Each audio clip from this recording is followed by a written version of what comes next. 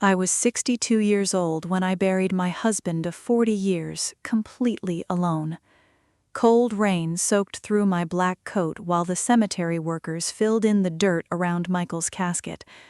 I kept glancing toward the iron gates, waiting for my daughter Ashley's car, waiting for my sister Diane to at least call, waiting for anyone. Nobody came. I kept making excuses for them, the way I had for 20 years. Traffic, flight delays, the kids must be sick. Then my phone buzzed. For one stupid second, I actually smiled.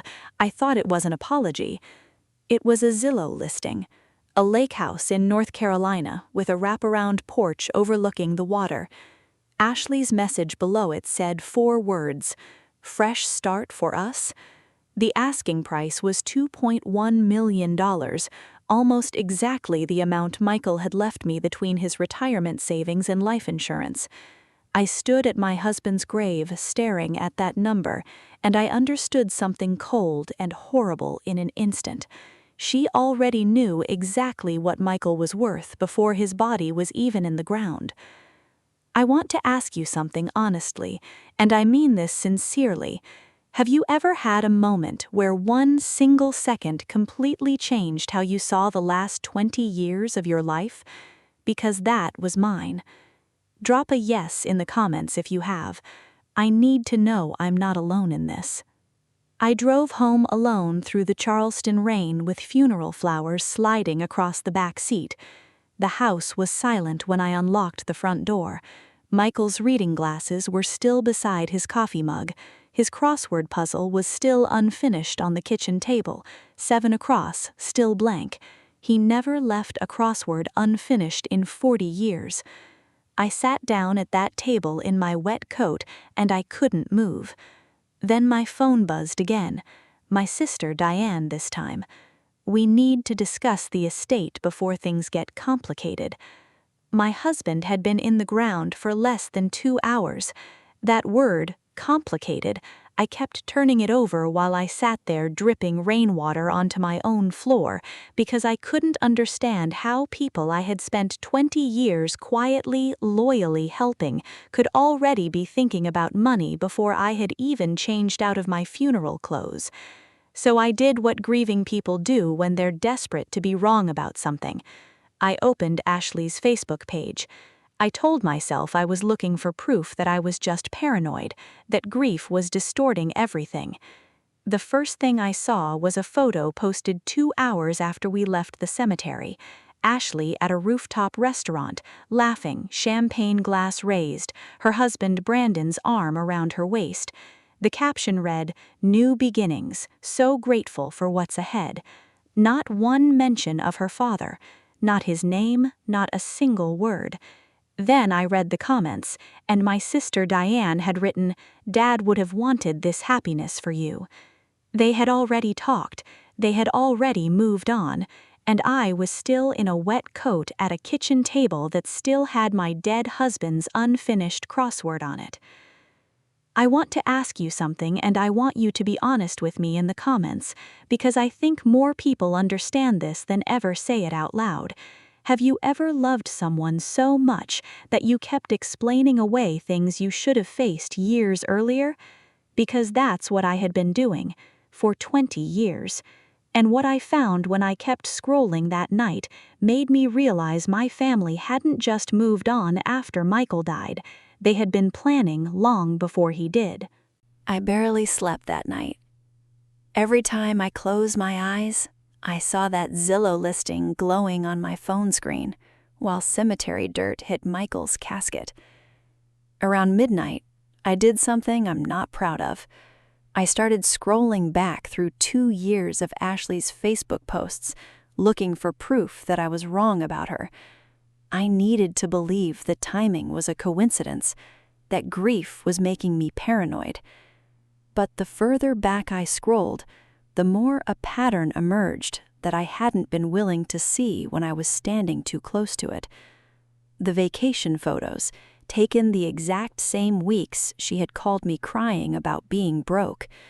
The new living room furniture that appeared 1 month after I quietly covered her condo payment without telling Michael how large it had gotten. The comments between her and Diane, that read together over 2 years, painted a picture I can only describe as coordinated. Not cruel in an obvious way, coordinated in a quiet, patient way that is somehow worse. I sat at that kitchen table until 2 in the morning, reading things I should have let myself see years ago. And somewhere around the 3rd hour, I stopped feeling grief and started feeling something else entirely. I started feeling stupid, not because I had been deceived, but because I had done so much of the work of deceiving myself. I had wanted so badly to be the woman who kept her family together that I had funded people who were never actually falling apart. They were just willing to let me believe they were. If you have ever looked back at something and realized the story you told yourself was never the real story, tell me in the comments. Because I sat in that kitchen until sunrise, and I counted, on paper, every dollar I had given my family since 2011. Michael kept a leather notebook with all of it, dates, amounts, what they said each one was for. I always thought he was being cold about family. That morning, I understood he was protecting me for the day I would finally need to see it clearly. The numbers were large enough that my handwriting started shaking somewhere around page 3. By 9 in the morning, my phone was ringing. Ashley first, then Brandon, then Diane, then my mother, Patricia, which surprised me most, because Patricia rarely involved herself directly. I let every call go to voicemail. Ashley's message contained no, "How are you holding up?" no, "I miss Dad." The first full sentence was, "Mom, my card got declined. What's going on?" I played it twice. Not in anger. I just needed to hear it clearly, to let it be exactly what it was, instead of immediately building an excuse around it, the way I had trained myself to do for 20 years. Some habits are so deep, you don't even notice them until the moment you finally choose not to repeat one. They showed up my front door 2 hours later. All 4 of them. Ashley, Brandon, Diane, and my mother, Patricia, standing on my porch with carefully arranged, concerned expressions, saying they were worried about me. I noticed 3 things immediately. Nobody hugged me when I opened the door. Nobody said Michael's name. And Patricia walked into my front room slowly, the way she does at estate sales, eyes moving across furniture and shelves like she was quietly taking inventory of a place she expected to have access to soon. I had seen her do that exact thing 100 times in other people's homes.